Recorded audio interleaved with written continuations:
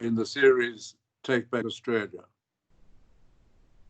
And what I'd like to discuss tonight is something in the news, and there's a piece on this in Spectator Australia calling, and I'm just checking, calling Roll on the Republic, we can stack Yarralumla. And you can find it by Googling Spectator Australia, and checking my name. And as I said, it's been in the news. But what triggered my interest was because I saw the name of a federal politician, Julian Hill. But the real story, the branch stacking story, is about Adam Somyurek, an enemy of Mr. Somyurek, recorded conversations of his which implicate him strongly in branch stacking, that is, paying for people to become members of the Labour Party so that they would then be instructed on how to vote in pre-selections.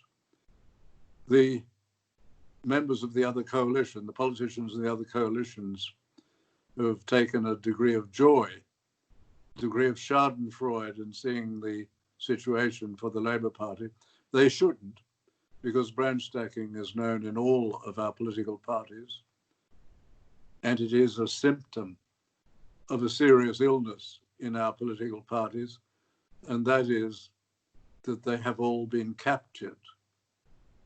They've been taken out of the hands of their members, and they are all controlled by cabals, small groups of power brokers.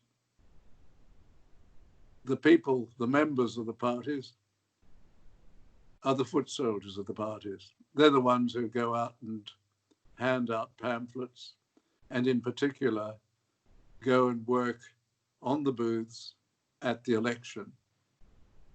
In the old days, they used to take part in the running of the party. These days, the party is under the control of small groups, power brokers, who run the parties for their own advantage. And they're all pretty similar. The result is, this is the terrible result. And that's why government is so poor in Australia.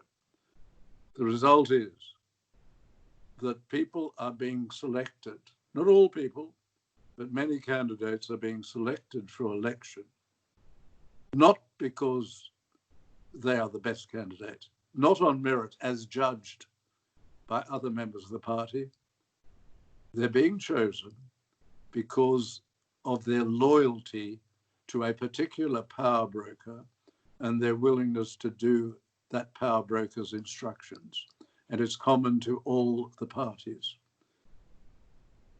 The solution, we believe, is relatively simple. It's to require the parties in return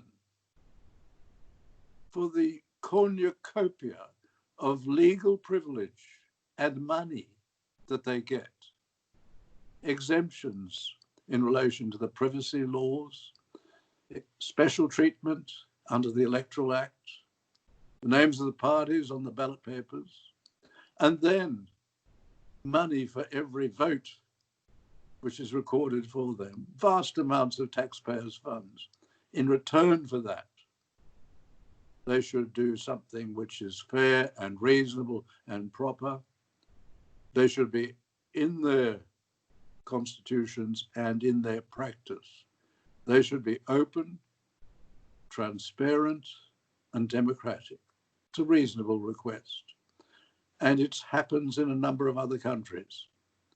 We see it particularly in the United States, where the pre-selections of candidates are done by the registered supporters of the party, not even the members, the registered supporters. The reason it's the registered supporters is because we know in Australia, from the political parties here, that they deliberately restrict their membership so that people don't come in who might be seen to be independent in certain areas. And they have a very tight control. They don't want big parties in Australia. They want parties which are pliable so that their numbers can be used. It is a state of corruption and it should not be tolerated. I noticed this, that the power broker, Adam Somirek, who's been implicated in branch stacking, very big time branch stacking. But we had that in Wentworth in New South Wales when Malcolm Turnbull first stood for the electorate. We had more members, suddenly more members in the branches in the Wentworth electorate than in all of New South Wales. So the Liberal Party shouldn't be too excited over this. But what I noticed was that Mr. Somirek said he controlled the electoral future of one Julian Hill.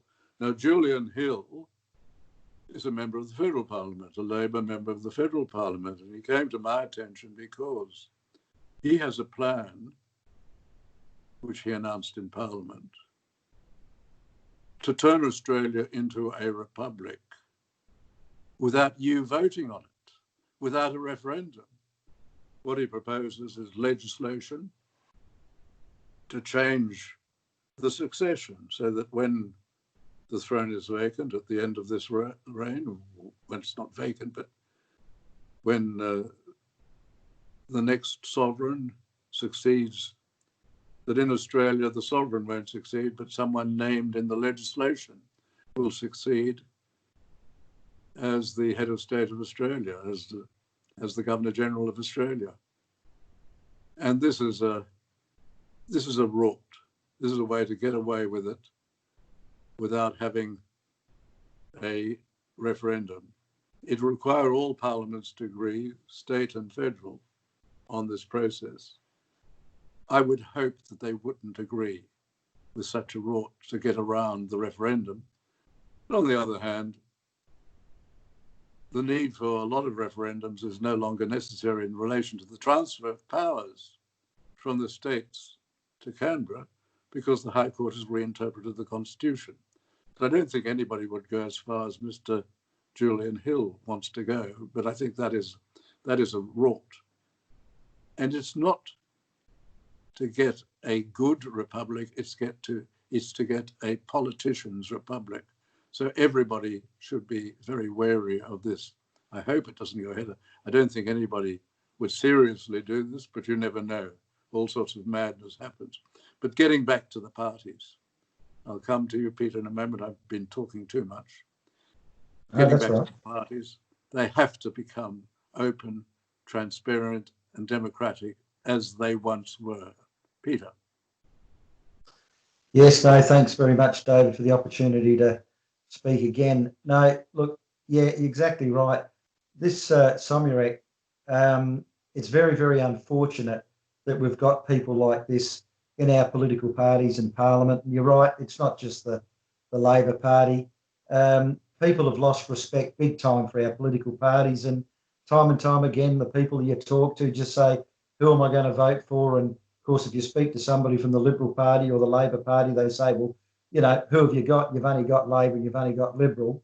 And this is where people, I think, really need to wake up to where their vote goes. But unfortunately, with our preferential system in this country, your vote doesn't go where you want it to go. I mean, if I want to vote for Professor David Flint, that's where I want my vote to go and nowhere else. It's a little bit like in America. You know, it's first over the line, and that's the way it should be. And this is the beauty about President Donald Trump. He doesn't owe anybody anything. He got in on his own money. He's his own man, and he doesn't have to suck up to anybody. And good luck to him, and he's doing a damn good job. But I just feel very, very, very sad the way our political system is going. The quality of people in our different parties and so on. We haven't got businessmen and women in there, people that have actually been successful in business like Trump has, and Trump's running America like a business and a very successful business. And that's what we need in this country. We need people in Parliament, in power, that have been successful, not like, you know, we've got little kids just out of university as advisors. What life experience have they had? I think, there's some just in their early 20s that are advisors. Gee, if I was in there, I'd want somebody, your age or at least in their 50s or 60s that have lived life, that have been successful, that knows what they're talking about. But these kids out of university, they don't know what they're talking about. I think it's absolutely ridiculous. And we need some very, very big change in this country. We really do. And I think it's just so very disappointing, this branch stacking, because let's face it, the money these people are on, once they get in there, they don't want to let go with all their perks and everything like that. And I think we're just in a very, very sad situation at the moment, and we certainly do need change. And as for a republic, Mr. Hill, what does he want? Is he just going to give us a postal survey like the same-sex marriage was? No, we don't need that sort of thing. And another thing too, David, by becoming a republic, who would you trust to rewrite our constitution? Number one, I can't think of anybody in there at the moment. And number two, if we did become a republic, is it going to help our homeless? Is it going to kickstart our manufacturing, our industry? No, it's not. Is it going to create jobs? No, it's not. So we don't need to change something that's not broken, as far as I'm concerned, David. Well, I think you're right, Peter. The Republicans, most of the Republicans are fake Republicans, if we take a republic in the Anglo-American sense. And they're not interested in the improvement of the governance of Australia. They merely detest the Crown and want to get rid of the Crown. And the only model which has so far been put up, which was rejected in 1999, was a politician's republic, which would have significantly increased the power of the political class and taken away any of the reserve powers from the Crown.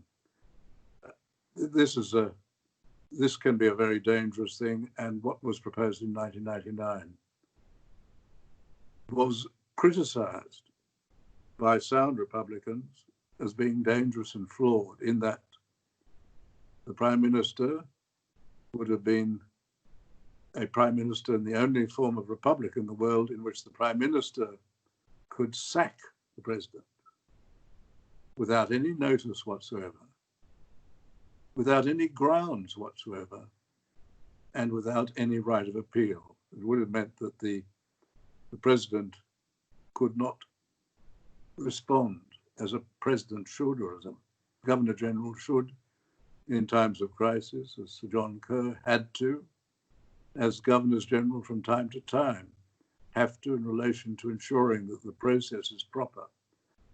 We would lose that constitutional guardian that the Governor-General should be and the Governor should be in each state. That's an important aspect of our system, and that would have been taken away. I think you're absolutely right. We need to have significant reforms in the governance of this country because it is failing in so many respects. And it's not the institution of the Crown which is failing, it is the political arms of our system which are failing because they have been captured. I think that's where the problem is, and we see this in the branch stacking, which is endemic in Australia, because we know that the political parties, all of them, have been captured. We saw, for example, in New South Wales, the Old Country Party, when the Parliament assembled after the last election, the urgent business which the National Party was, or many members of the National Party were strongly in favour, was to make it easier to get abortions, which would include allowing the child who might have escaped an abortion to die, if that were the decision of the doctor and the mother. And so a degree of infanticide was involved, and this was treated as urgent, and there was absolutely no urgency because there's no difficulty in having an abortion in New South Wales, if that is the wish of the mother.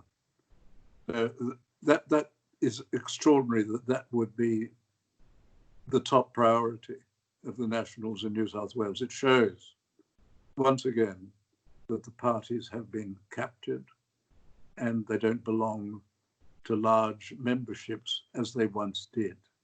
And we've got to get back to that. And the only way, I think, is by requiring that in return for the vast privileges, the legal privileges and the enormous financial flows that go to the political parties, that they would be, they in future shall be open, transparent and democratic, which they patently are not at the moment.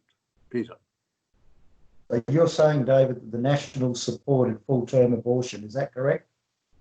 That was the position in New South Wales when the legislation was introduced. It had to be modified, particularly in relation to the infanticide aspect, that is the killing of any child that was inadvertently left alive after an attempted abortion. That's something that has been big in America, where, for example, in the New York Senate, the Senate of New York State, when they got that through the Senate in that state, the Senate stood and applauded. There was a standing ovation for getting a baby-killing bill through the Senate. Now, that's not the sort of thing we should be encouraging. But this sort of madness constantly comes from the left, the captured left in the United States. We're seeing it now in relation to defunding police. That's the latest. Defunding police. Another is gender women, men who have decided to become women, having a legal right to play women's sports and go into women's lavatories and women's dressing rooms, which has just been supported by the Supreme Court. We see these signs of left-wing madness coming to Australia, which are, I think, part and parcel of the rundown of Western society, and no doubt the communists in Beijing are delighted because they are seeing us committing suicide by these measures being taken against society. Yeah, look, David, the world is in a mess, and I'd hate to think that if Donald Trump didn't get in America, Western society would be in big, big trouble. It really would. I just can't believe what's going on. My parents and grandparents would be rolling in their graves with what's going on in this country. And I'd just like to finish off by saying, and you being a constitutional lawyer and so on, how are they getting away, when I say they, these politicians, how are they getting away with what they're getting away with by not going by our Constitution, David? How are they getting away with it? Well, the only way the Constitution can be enforced is by someone taking an action, someone who has what is called standing, that is, sufficient interest in the case to go to the High Court over this. And of course, then the judge is agreeing with that, with the plaintiff in a case like that. And of course, the judges don't always agree. For example, a few years ago, a case was brought about same-sex marriage in the ACT. And that the High Court found that the ACT couldn't go it alone on that because Commonwealth legislation had been passed, saying that that would not be possible. But then the High Court gave a green light to the Commonwealth, saying that marriage in the Constitution may have meant, at the time the Constitution was adopted, because the federal parliament has a power to make laws with respect to marriage. The High Court said that may have meant, and it certainly did mean, in the 19th century, marriage between a man and a woman, one man and one woman. They said, but times have changed, and it would now be possible for the court for the federal parliament to introduce same-sex marriage if it wished. Now, I think that was completely wrong, because I think, and I think sound lawyers think, that a constitution and a law should be interpreted so that the words are interpreted in that legislation or in that constitution as they were meant to be at the time that the Constitution was adopted. You shouldn't say a Constitution is a living document and we'll therefore interpret it the way we want to. So that's the problem. During the 1999 referendum, I was asked by some people, some of our supporters, when we were running the no case, what if there were a second referendum? So I went and checked on what happened in second and further referendums, and I found there were a number of cases where the same question, essentially the same question, had been put to the people on more than one occasion. And there were about 8 of them. And I found that if the people said no on the first occasion, they always said no on the subsequent occasions, sometimes up to 5 times. But then when I looked at the ones relating to increasing the power of Canberra, and I looked at all of them, I thought, well, a referendum wouldn't be necessary now. You wouldn't need a referendum. And you may say, well, why? How could that possibly be? The reason is because the High Court has reinterpreted the Constitution to effectively allow Canberra to get those powers, often by making an international treaty, entering into an international convention or treaty, a United Nations convention in that area. And then the High Court says, well, if you do that, that's only the matter of the government doing it. Doesn't even have to go, the decision to enter into it doesn't have to go to the Parliament. You can then start making laws in that area. And I find that a very difficult concept to take, but it meant that a vast number of powers which are not in the Constitution as federal powers are now being used for Canberra to run those affairs. Now, the most important duty of the Commonwealth, the big reason why we federated is defence, because defence should be run nationally. The Commonwealth can't even do that properly. Look at the submarine contract, which is going to cost billions and billions of dollars to get an obsolete submarine, and we won't have the whole fleet of submarines for the centenary of the victory over Japan, when there's no doubt going to be a naval review in Sydney Harbour. In 2045, there'll be this big naval review in Sydney Harbour to celebrate the centenary of the great victory over Japan in the Pacific. King William will probably be there, King William V, or King Charles III, one of them will be there. And they won't have all the submarines. These submarines, these nuclear submarines that are going to have the nuclear insides pulled out to be replaced by outdated conventional diesel engines, which the Americans are supposed to supply with missiles. The Americans don't trust the French. And we're going to have these submarines. We won't even have them in 2045 as a full fleet. It's an extraordinary thing. And a massive amount of money is being spent. It's being spent because it was done to save a government seat in South Australia. And that is an appalling way. They can't even defend the country properly. And they're interfering in affairs which are state affairs. Education, for example. The education area has been completely misadministered. And you see that in the decline in standards compared with those of other countries. In the essential things, mathematics and science, we are slipping every year behind the countries to the north, even Kazakhstan, and they're not teaching history. And I put a lot of that blame on the Commonwealth and the states, all involved in education, and they've allowed the left, the communists, to play a big role in the curriculum of Australia. And this is an appalling situation. It's a mess, and the High Court has had its role in it, in allowing the Commonwealth to get into an area which is essentially a state area. Peter. No, gee, I tell you what, absolutely spot on, David. Just getting back to 1999, the referendum, which you had a lot to do with the no vote. How many people did you have in Macquarie Street and all that? Just for our listeners, how many people?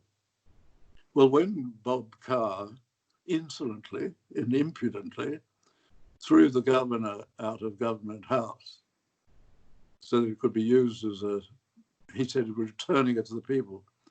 Well, it was built for the governor as a domain for the governor so that the governor would have an independent place to work from. It also meant once he took it over that you couldn't appoint anybody from the country. You had to be living in Sydney if you're going to be governor, because where would they live?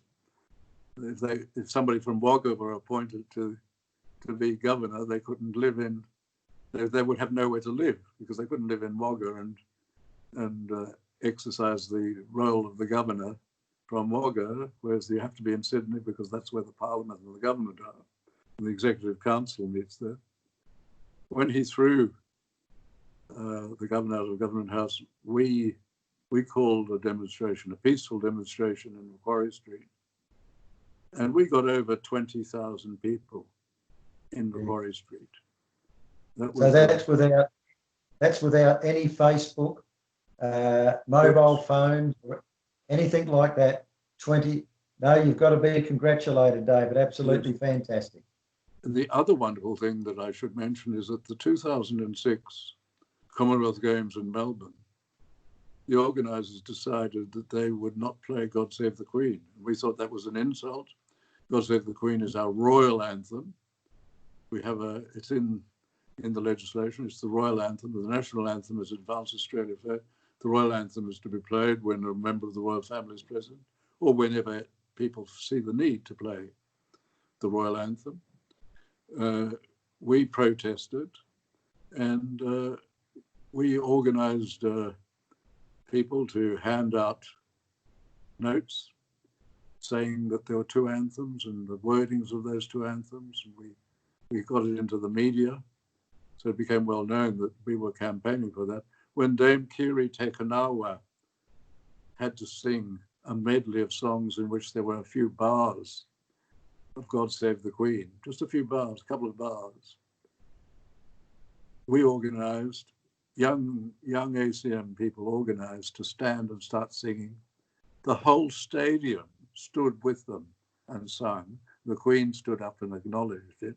So that the attempts by the organisers of the Commonwealth Games to suppress the singing of the royal anthem in the presence of the head of the Commonwealth, the Queen, was completely overcome by 80,000 people agreeing that that was the right thing to do.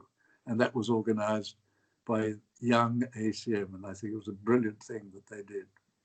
And incidentally, the referendum was a great victory because not only did we win nationally, but we won in every state, and we won in 72% of federal electorates.